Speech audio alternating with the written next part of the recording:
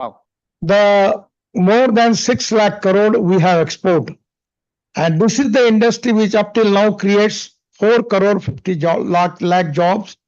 And this is the industry which is very important as far as it is giving maximum GST, form of GST to the state and central government. And the export of this industry is the number one highest in the country. So now today we have all the reputed brands in the world are present. We are encouraging ethanol, methanol, biodiesel, bio-LNG, bio-CNG, electric, and hydrogen. The first of all, in place of import of fossil fuel, we need to find out the option for Indian solution. Right. Today, the rise in the electric vehicle is 300% in subsector. Now, the electric car, electric scooter, electric auto rickshaw, e-cart, and buses are very powerful. Now, maximum buses. The electric car, electric scooter, electric auto rickshaw, e-cart, and electric buses are very powerful. Now, maximum buses in the urban transport, majority people are now using electric buses. Now, just observe, this is to be a very interesting example that when the Indian government going for tender for e-buses, we receive the rate of 39 rupees per kilometer for non-AC bus and 41 rupees per kilometer for AC bus when subsidy was there. And now for diesel bus, the average cost is 115 rupees per kilometer, which is already in Mumbai for the best. The cost is coming 115 rupees per kilometer for diesel. So in the electric, the cost is, as far as the fuel cost is concerned, it comes to, in place of 120 rupees of diesel, the electric cost is coming 10 to 12 rupees. So this is exactly the saving is there. It is import substitute, cost effective, pollution free. And it is to be very important for the country that in next 5 years, every for urban transport, you will see only electric buses. Even I got appointed to launch double-decker electric bus in Mumbai. And today the luxury buses for long distance, also the electric buses are coming from all the companies. Now the manufacturing capacity for electric buses is up to 50,000 buses per year. And our requirement is more than 1 lakh buses. So now the electrical buses manufacturer, they are going to increase their production. At the same time, the flex engine is already started. The Indian Oil has taken decision to start 400 ethanol pump in Uttar Pradesh, in Maharashtra, Karnataka, and Tamil Nadu. So now the Bajaj, TVS, and Hero and Honda also, they have manufactured their motorcycle and scooter with the flex engine and auto rickshaw. At the same time, the Toyota, I have already using that Innova. That is the first Innova in the world which complies the Euro 6 emission norms with flex engine on ethanol. Now ethanol rate is 60 rupees and petrol is 120 rupees. So by using flex engine ethanol, if you compare the average of the petrol rate is coming 25 rupees per liter. At the same time, 400 projects are already in the process.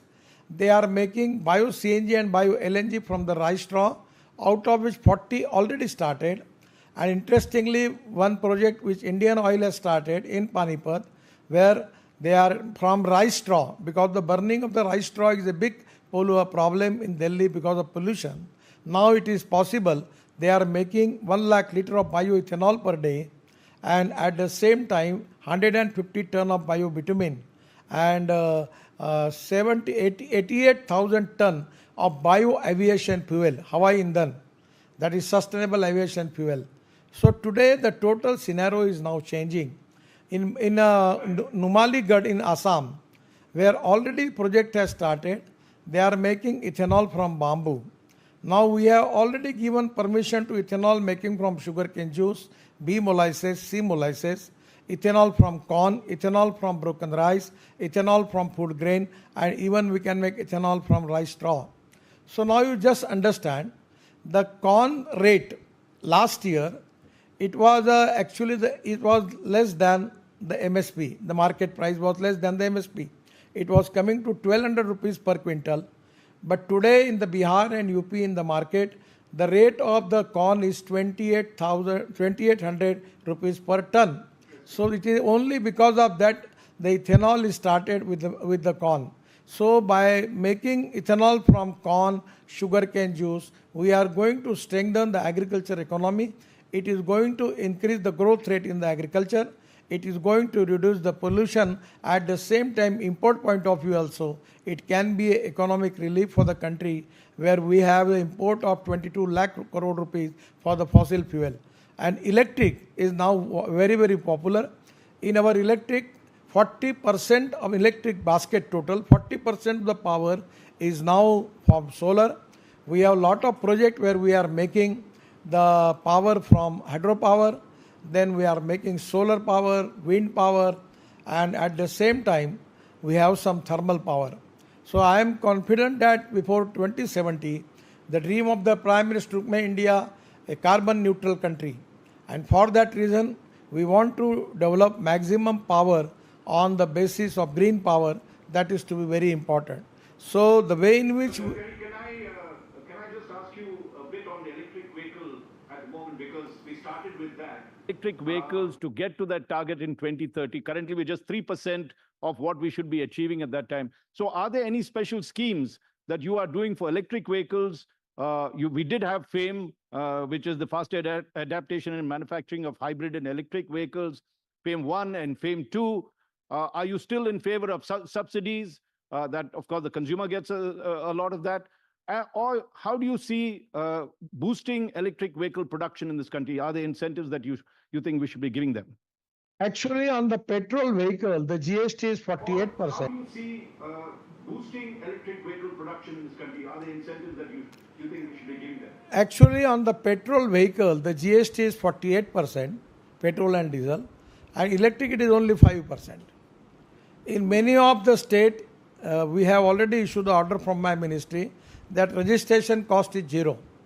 So I feel that now at the time when we started electric vehicle, the lithium ion batteries cost was $150 per kilowatt per hour. Now it is coming to $112 per kilowatt per hour, and I am confident it will come up to $100. Then the cost of the petrol vehicle and electric vehicle will be the same. And now the number is increased. That the reason the cost is coming now, we are going to reduce the cost. So I feel that as far as GST, already there is a concession, but now the electric vehicle don't need any subsidy, because when the number is increased in manufacturing, the cost is going to reduce, and that is the reason that I feel that it is very popular. And there is a waiting list also, and two-wheelers also we have a good international market. We are making export for that. In the domestic market, the demand is there, and now electric cars are very popular. And because of now the scrapping policy, people are now purchasing the new electric cars and alternative fuel and biofuel. And I am confident that 2030, before that, we can achieve that target. And there is a growth in everywhere now. Electric truck, electric tractor in the process that it is coming to the market, and it is going to change the total scenario of the automobile industry. And what you are talking about it, I feel that before 2 years also, probably we can achieve that goal. One of the issues that come up when it's electric vehicles is you want to charge your vehicle at some point, and unlike petrol, you have stations at all important places and wherever you want it to be. Currently, the estimate is there are about 6,000 to 7,000 charging stations in the country, and they say that the demand. You want to go on the road some distance and it begins to run out, you think you're going to run into issues, and that could be a disincentive to buy an electric vehicle. What are you doing about the charging issue in terms of charging stations? How are you going to scale that up? First of all, I will tell you. Electric vehicle. What are you doing about the charging issue in terms of charging stations? How are you going to scale that up? First of all, I will tell you. First of all, I will tell you that presently, actually the car and the scooter, as far as the study of it, For the scooter, where only 26 to 24 kilometer per day, the running of the scooter is there as per the research, and the car is 60 to 80. Now every house there is a availability of charger, and you can charge the.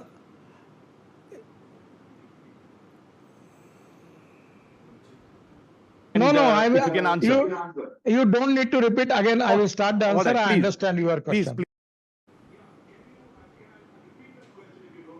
No, you don't need to repeat again. I will start the answer. I understand your question. Please, yes.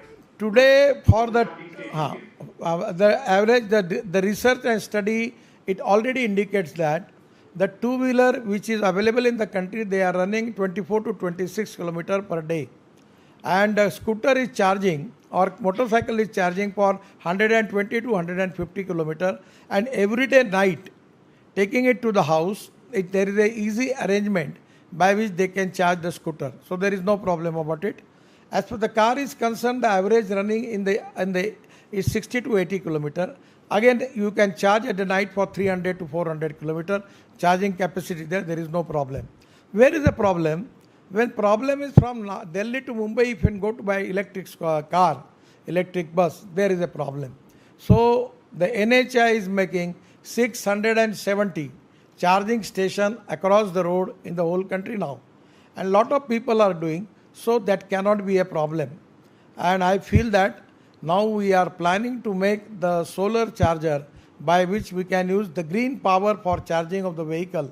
It can be also good for as far as the ecology and environment is concerned. This is not at all a problem. Only for the big distance from Delhi to Mumbai, Delhi to Amritsar, then there is a problem. But now there is an arrangement. By 15 to 20 minutes, you can charge your vehicle. And now I am doing a special project in Nagpur. That is with the buses. And there is a total technology change. In place of cable, now the bus will be there. Tata has already signed the joint venture with the Skoda. And Hitachi is the company. Now the bus stop in the bus stand, within 40 seconds, the charger will come down and bus will be charged, and it will go up to 40 kilometers. Again, the next bus stop, again the bus will be charged. So there is not at all a problem for public transport, even for private scooter and car, and even for the truck. There are a lot of new charging systems are developed. I feel that it is not at all a problem.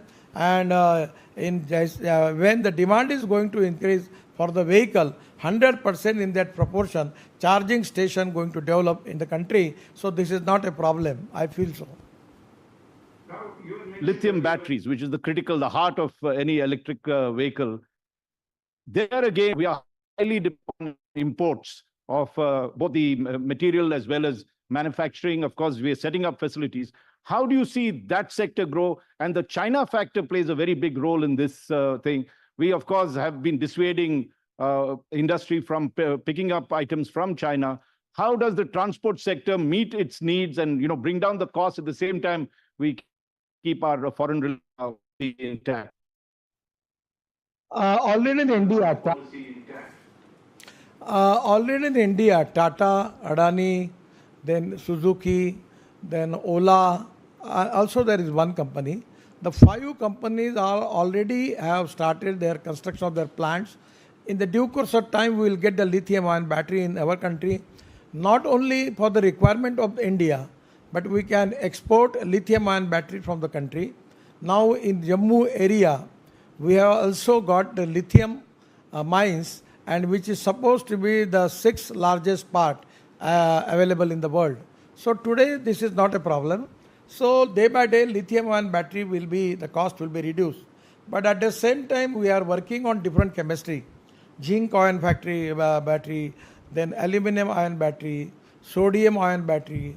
So already in the IITs, engineering colleges, the research people, the startup, they are doing excellent job as far the research is concerned. And I am confident that just like a mobile phone. Once upon a time, we have to import the mobile phone. Now we are the big exporter of the mobile phone.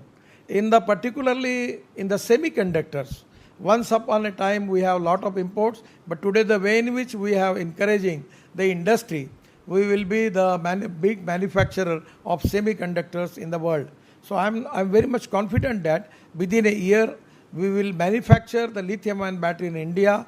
Cost will be reduced, and the cost will become to $100 per kilowatt per hour, and that cost will be equivalent to petrol and diesel. And as compared with the petrol and diesel, the cost of the fuel will come 10%. So that is to be a great advantage. No pollution, economic viability, maintenance cost is very low, and that is the reason. And the electric will be the fuel for the future. But at the same time, I have got hydrogen car, and hydrogen car. Come to you that, sir. Delhi, and we know Nagpur is your first home and Delhi is your second home. But, the national capital region in the next 2 months will become among the world's most polluted cities. And this problem has been persisting for almost a decade or more now. What do you think, particularly, there are three other that impact here, but road transport is one of the big things that has happened. What would your solution be in the next 2-3 years that we can reduce the amount of road pollution, at least in Delhi? What drastic measures would you recommend? Actually, frankly, What drastic measures would you recommend? Actually, frankly speaking, though I am from Nagpur, I also making lot of project in Delhi also. Around the Delhi in NCR, I am doing the road project of 60,000 crore. At the end of this year, up to December, the project will be completed. And I am equally very cautious about Delhi's development. The second thing, the rice straw, because of burning of Parali was a big problem in pollution. And I understand, I admit that. The 40% of the pollution is because of the transport sector, and I am a minister. So now the Parali is using, so that will be also burning of Parali will be stopped. And the most important thing is our buses, our transport, convert into biofuel and alternative fuel, electric. I feel that within 2 years, at least we will reduce the Delhi pollution more than 50 to 60%. And there will be no serious problem about the pollution. Only with my ministry, by making 60,000 crores of road network, it is going to resolve the problem of traffic jam and pollution in Delhi. And at the same time, because of alternative fuel and biofuel, and particularly using the rice straw, the Parali, for making ethanol, making of bio-aviation fuel, sustainable aviation fuel, making bitumen from that, it will be value addition. I am telling you, today Parali which was burning, the rate of Parali is coming 2,500 rupees per ton. And that is the reason that no one want to burn the Parali. So the creation of value in the waste material is the most important solution for the problem. So today I am confident that within 2 years, at least 50 to 60% pollution in the transport sector will be reduced, and that will really give a good change to the Delhi. And I am working on that, and 100% you will get the positive results. Now, a lot of people are here from Delhi, and this thing. One last point on Delhi is that don't you think it's time that we really started penalizing the polluters, particularly in the road transport sector, which is your area, and put a deadline and say, by this time, all the buses, all the cars, everything else has to be electric? Because as you know, if you talk to a diplomat here, they actually get a special allowance to live in Delhi because of the pollution. If you talk to any of the diplomats who are stationed here. So how can we get out of this issue? Do you think heavy penalties, cut-off dates are critical in this business? Actually, frankly speaking, my feeling is whatever the decision which is taken by the government and my ministry, I am confident that in due course of time, this problem of pollution will be resolved. Now, you just see on the road, you are seeing a lot of electric cars, electric scooters, and electric buses. The things are changing very fast. And now because of flex engine also, there will be change. So, because of the fuel which pollution problem where we are facing, I feel that it can be reduced. And at the same time, by developing the new infrastructure also, it will be solved. Now the problem is that the penalize the people is not a good thing. But one thing I will tell you, when I was a student, I purchased a scooter that was given me 28 kilometer per liter average. Now the two-wheeler giving 80-85 kilometer average. So you understand the cost difference. Now the 15 years before the truck of diesel truck, which the pollution is because of one truck, now that is equal to 4 truck, new truck, which are with the new technology. So today the average and pollution, considering both. Now this is the time that we have to take the new technology and we have to reduce the pollution, and it is cost effective. The policy of the government is import substitute, cost effective, pollution free and indigenous. And I am confident. Presently in India the logistic cost is 16%. In China it is 8%. In USA and European countries it is 12%. But within 2 years, because of highway and because of change in fuel, I am confident that our cost will be single digit up to 9%, and where we will increase our export more. And as far as penalize the people, I am not of the opinion to penalize the people, but scrapping policy is there. After 15 years, you have to test your vehicle, and if it is not perfect, you have to scrap. And now that automobile manufacturers has taken a decision offering 3% discount for that. So again, you can get the value of the old vehicle and 3% discount. It is a win-win situation. So the vehicle which are old, creating more pollution, we need to take that vehicle into the scrapping. That is to be the need of the hour, where we need the cooperation from the media, cooperation from the people by and large, and cooperation from the manufacturer. That is exactly very much important for the air pollution in the country, and this is going to resolve the problem, at the same time reduce the gravity of the problem, which is very important. As far as health problem is concerned, pollution is a big concern in the country. I've contributed to the nation in terms of reducing my pollution. But coming to one point before we come to hydrogen, which and that has been quite a success in the sense we've almost got 10% of our total vehicles on CNG. What are the kind of incentives? Do you see that as a future, or because that's also somewhat dependent on less polluting fuels, but still dependent on that, we are not moving in that direction of encouraging them beyond a certain point? And secondly, the GST component you had mentioned for EVs is 5%. I think for CNG, if I'm not mistaken, it's still 28%. Is that something you're contemplating at some point to rationalize? Actually, in place of diesel and petrol, if you use CNG, the cost is 50% less. Now the Mahindra has launched the tractor, and major tractor companies are now launching their tractor on CNG. So 1 lakh rupees saving to the farmer every year because of CNG tractor. At the same time, now trucks are coming with the LNG, and there is a 60% saving on the fuel cost. So 100% that is going to reduce the transport cost and at the same time reduce the pollution. Now the problem is that as far as the electric vehicle is concerned, already 5% GST is there. What my appeal to you, that on the fuel, if there is already lot of saving is there, and it is to be economically viable within 2-3 years, the total cost you can get it back. So my suggestion is, this is to be very, very win-win situation for all the stakeholders, and that is to be my feeling, that it don't need any subsidy or concession, but it is to be subject which is related with the finance ministry and the GST council. They are authorized to take the appropriate decision on it. But as a third person, my opinion is, because of saving in the cost of the fuel, I feel that, and after 2 years, the cost of the petrol diesel vehicle and already CNG petrol diesel vehicle cost is same. So I feel that it is to be a win-win situation for all the stakeholders. In place of petrol and diesel, everything is economically viable, and we have reduced the cost as far as the fuel cost is concerned. I feel that it is only the time for the country that people like you should exactly take these actual factual things to the people and to understand them. About ethanol rate is 60 rupees. Now the diesel petrol is 110, 120 rupees.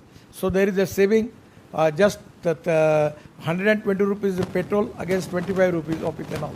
So there is a saving in the flex engine. At the same time, CNG and LNG, there is a saving. In electric, if it is 120 rupees for diesel, For electric, it is 8 to 10 rupees only power cost. So this type of saving which already we have, and again we are going to reduce the import. So again the number is going to increase. Competition is there. We have already imposed star rating now.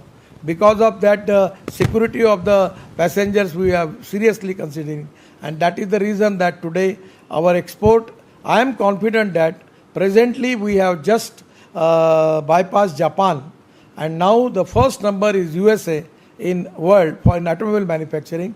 Second is China, third is India, and fourth is Japan. And my dream is within 5 years we will make Indian automobile industry number one in the world, and all the truck, buses, cars, scooters, we will be export from India to the whole world. I am very much confident about it. Well, we wish you another term as well. Mr. Gadkari, I'm coming to your favorite subject. We've got a couple of minutes left on this. And hydrogen. And one of the things that you've talked about recently is hydrogen highways, and the fact that you could leverage this enormous resource that we have built, not just for power, but also for transport. How do you see that direction going? Are we looking too far into the future? And or as someone said, we are jogging at the same space. We are not moving at all on hydrogen. Same space. We are not moving at all on hydrogen. Hydrogen and hydrogen fuel cell is the future technology. Now we are making hydrogen from petroleum, that is brown hydrogen, hydrogen from the coal, that is black hydrogen, and hydrogen from water and biomass, that is to be green hydrogen. Now exactly I am not exactly a perfect person, an expert man in this field, but making hydrogen from municipal waste, by segregated municipal waste, glass, metal, plastic and organic waste taking into biodigester we will get methane, and from methane we will get the hydrogen. Again, by using biotechnology, we will increase the production of the biomass, and using biomass into digester to make methane and hydrogen from that. My idea, my vision and my commitment is for the rural agriculture and tribal sector. So my feeling is now presently our Kisan is Annadata. He is not only Annadata, he is Indhan Data. Now he is hydrogen data, he is bitumen data, and it is the time for, and now Hawaii Indhan data. So by diversification of agriculture towards energy and power sector, in present scenario in our GDP growth, the agriculture contribution to the GDP is 12%, and the population belongs to agriculture and rural tribal area is 65%. For Atmanirbhar Bharat, it is the time for India we need to increase the growth rate in the agriculture area. So this is the diversity of agriculture towards energy and power will be the solution by which we can go agriculture growth up to 22% and making hydrogen from the farmer in the field. That is to be the ideal situation. We are in the process of that. I have got the hydrogen car. The name of the car is Mirai. It is from Toyota. Yes, I always running that car in Delhi also. And the problem is that the filling station for hydrogen cost is very high. We need to have reduce the cost of that and making hydrogen available in India. We can use hydrogen into steel industry. We can use hydrogen into chemical, pharmaceutical, and even in railway, in the airport, in the aviation industry, everywhere, car, truck, buses. So making hydrogen from biomass will be the economically viable.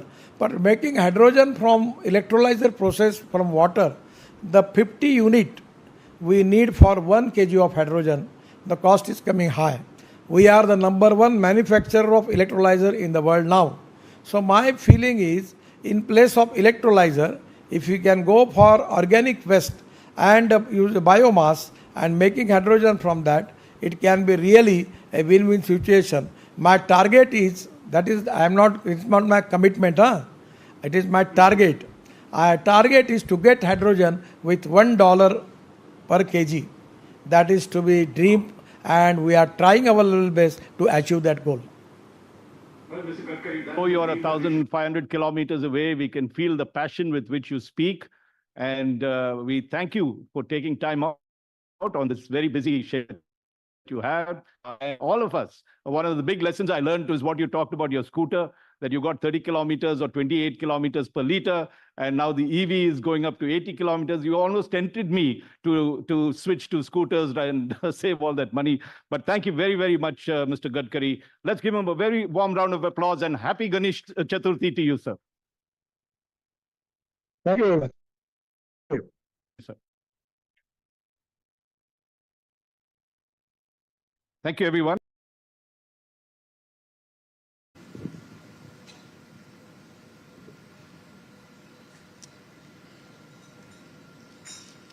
नमस्कार, मैं हूं Dibang. Infrastructure conclave में इस समय मेरे साथ